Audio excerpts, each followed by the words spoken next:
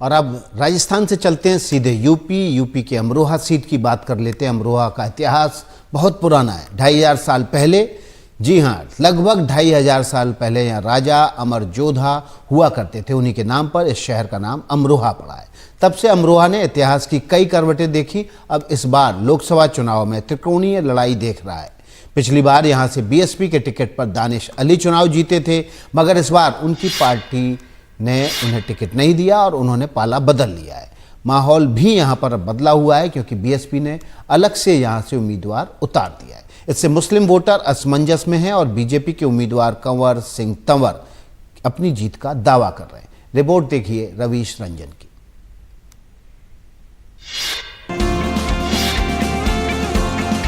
बिच्छू वाली दरगाह, वासुदेव मंदिर, शेर व शायरी की पौधशाला और ढोल का ये शहर अमरोहा है।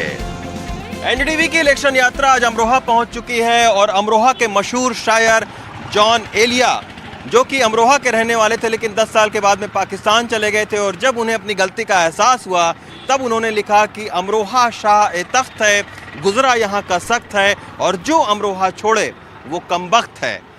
आज की सियासत में कैसे अमरोहा छोड़ने का मुद्दा जो है वो चर्चा का विषय बना हुआ है। आइए ढोल, आम और तहजीब के इस शहर में समझने की कोशिश करते हैं। दिल्ली बरेली हाईवे का ये आलिशान फार्म हाउस उत्तर प्रदेश के अमीर प्रत्याशियों में से एक बीजेपी के कंवर सिंह तंवर का है। दर्जनों लग्जरी गाड़ियां, हेलीपैड पर खड़ा हेलीकॉप्टर और सुबह से ही अपने सैकड़ों समर्थकों से घिरे कंवर सिंह तंवर चुनाव प्रचार के लिए निकलने वाले हैं।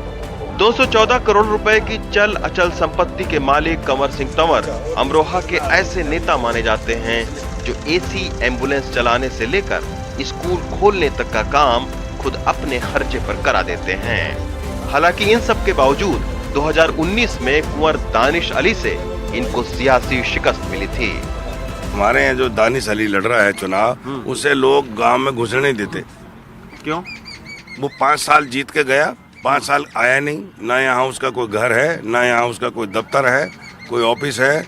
लोग उसके पीछे पीछे घूमते हैं कि हमें एक चिट्ठी लेटर दे दे, वो है ही नहीं है, रहता ही नहीं है यहाँ क्षेत्र में, तो कहाँ से देंगे। उधर 2019 में बीएसपी के टिकट से जीत का परचम लहरा चुके कुंवर दानिश अली इस बार इंडिया गठबंधन में कांग्रेस के उम्मीदवार हैं। उनके सामने 2 मुश्किलें हैं। पहला, जिस दलित मुस्लिम गठजोड़ से पिछली बार चुनावी नैया पार लगी थी वो इस बार नहीं है। दूसरा, अमरोहा में सपा नेता उनके साथ प्रचार करते नहीं दिख रहे हैं। क्या बीजेपी के खिलाफ बोलना, क्या बीजेपी जो इस देश के जो पिछले 70 साल में जो सब संसाधन बनाए गए, सरकारी उपक्रम बनाए गए, उनको जो है अपने क्रोनी कैपिटलिस्ट दोस्तों को बेच करके हैंडओवर करना, उसका विरोध करना क्या एंटी पार्टी एक्टिविटी होता है? या देश के शोषित वंचित पीड़ित समाज के बारे में पार्लियामेंट में खड़े होकर के मुखर तौर पर लाइन लेना, ये एंटी पार्टी एक्टिविटी हो सकता है। लेकिन अमरोहा के सियासी मुकाबले को बीएसपी के टिकट पर चुनाव लड़ रहे मुजाहिद हुसैन ने दिलचस्प बना दिया है। मुजाहिद दावा करते हैं कि इस चुनावी गणित के जीत का फार्मूला यानी मुस्लिम दलित गठजोड़ उन्हीं के पास है।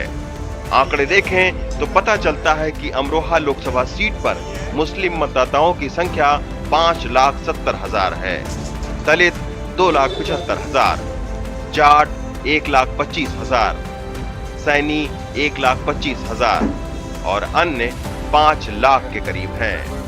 कुंवर दानिश अली के पास ऐसा बहुजन समाज पार्टी का सिंबल हाथी नहीं है जिससे वो जीते थे, आज वो नहीं है। लेकिन दलित के अलावा दूसरी जाति जो सिंबल है समाजवादी के पास कोई वोटर नहीं, अपना बैलेंस वोट, यानी समाजवादी के पास हम सीधे गए, यादव नहीं। मुस्लिम पर गेम क्यों खेलते हो? कांग्रेस के पास नथिंग, कुछ है ही नहीं। अमरोहा में मुस्लिम मतदाता निर्णायक स्थिति में हैं, लिहाजा एनडीटीवी की टीम अमरोहा के स्टेट बैंक चौराहे के पास पहुंची। लेकिन हर पार्टी जानती है कि इस चुनाव में जीत का ढोल तभी बजेगा जब अमरोहा के ढोलक बनाने वालों को सहूलियत मिलेगी। देश दुनिया में अमरोहा ही एकमात्र ऐसी जगह है जहां ढोलक बनता है। बीजेपी सरकार ने वन डिस्ट्रिक्ट वन प्रोडक्ट के तहत ढोलक बनाने वालों को कई सुविधाएं दी हैं। सन 17 में जब ये गवर्नमेंट आई थी और योगी जी आए 2017 में भाजपा गवर्नमेंट, तो मैंने मुख्यमंत्री से मिला था, मैंने उन्हें बताया, मैंने कहा हिंदुस्तान में अमरोहा के अलावा ढोलक कहीं नहीं बनती, तो ये वन डिस्ट्रिक्ट वन प्रोडक्ट में उन्होंने इसे कर दिया था। अमरोहा की सियासी लड़ाई अब त्रिकोणीय हो गई है। बीजेपी, बीएसपी और इंडिया गठबंधन तीनों ही अनुसूचित जाति के मतदाताओं को रिझाने में जुटे हुए हैं, लेकिन ढोल नगरी अमरोहा में किसकी भत पिटेगी और किसका डंका बजेगा, ये चुनावी नतीजे तय करेंगे। अमरोहा से अफसर और सचिन गुप्ता के साथ रवीश रंजन शुक्ला, एनडीटीवी इंडिया।